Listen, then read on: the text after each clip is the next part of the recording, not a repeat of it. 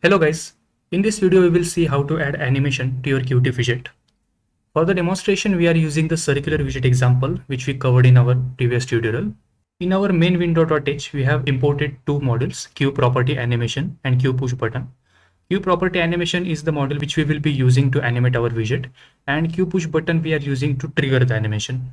So we have added circular widget and QPropertyAnimation as our private member variables. So we have created a QPushButton with the size 50 by 50 and their coordinates is center of your screen. We have set the style sheet to make the color orange. Now we have created an object for QPropertyAnimation.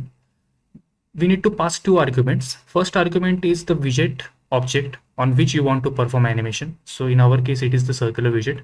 So circ we have passed. And the second argument is the property which you want to animate.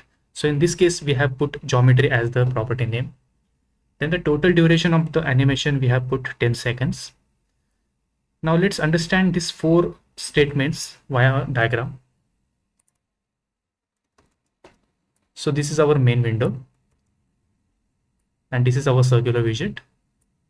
Now if you want to move this circle to the right side, you will have to move in this direction and the circle will come like this.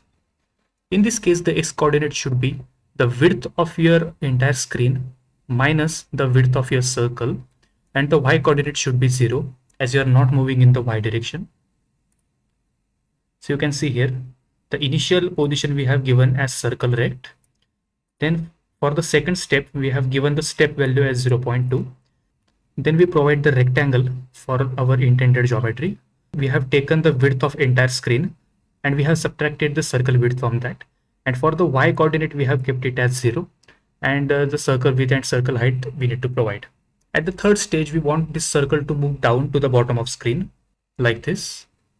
So here the x position is the same, but we are moving in the y direction. So we just need to change the y coordinates. So as you can see, the x coordinate we have kept as it is. And for the y coordinate, we are getting the screen height and we are subtracting the circle width from that. And finally, to move from right to left in this direction, something like this. So here your y coordinates are same and the x coordinate is 0. So we have made changes. We have put x coordinate as 0 and the y coordinates are as same as the previous one. And finally, we want to end up at the top location like this. So for that, the end value we have again put as circle.rect.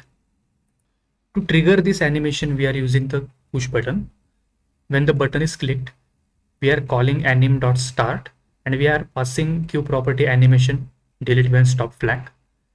This flag basically deletes the animation when the animation is stopped, as you can see here.